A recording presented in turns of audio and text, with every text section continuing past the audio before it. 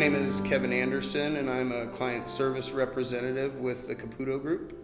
We went to the National Cannabis Industry Association's event in San Jose. It was a business-to-business conference with, I think there was probably 2,000 vendors at the event and at least 5,000 people in the 2 days that we spent there.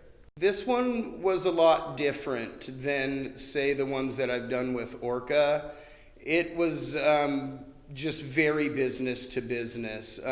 We did get a lot of networking in with CPAs and attorneys, but we didn't run into a lot of dispensary owners and growers like we typically do with the smaller events that we do around Oregon. This was huge, and huge labs set up right there on the floor, huge greenhouse companies. It was definitely trying to sell some high dollar product. So it was a different feel than what I'm used to.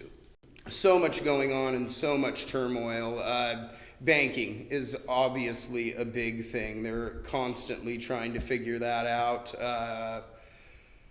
Software was a huge thing, just trying to find something that's more user-friendly with metrics, getting the product into the system and having to deal with all of that.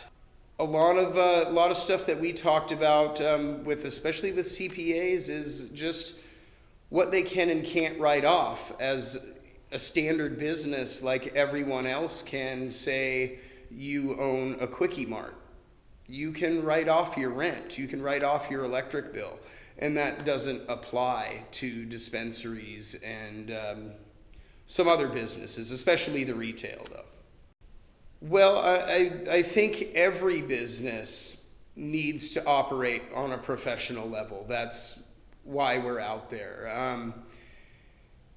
And everybody is also being watched, and your books are being run through with a fine-tooth comb. If any business in any industry is under a microscope, it's cannabis and hemp, because it's not federally legal yet. And it is a billion-dollar industry. The money that's going to be coming in once it flips and goes federally legal, everything's going to have to be so in order. Your books are going to have to be outstanding.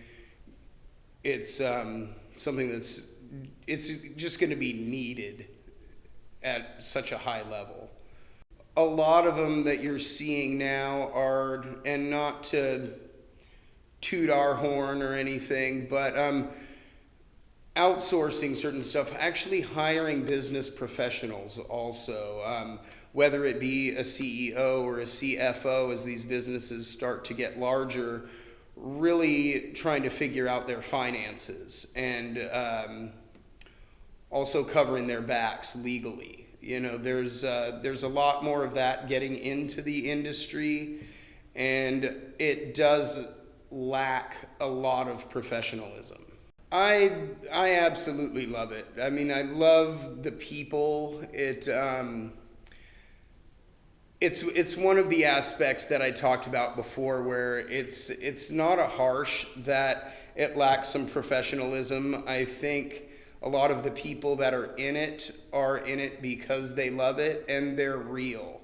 It's an interest that they've had. Some of these families have been doing this stuff for generations, as you said, from the black market, and this is how they've supported their families for years. This is how kids went through college, you know, and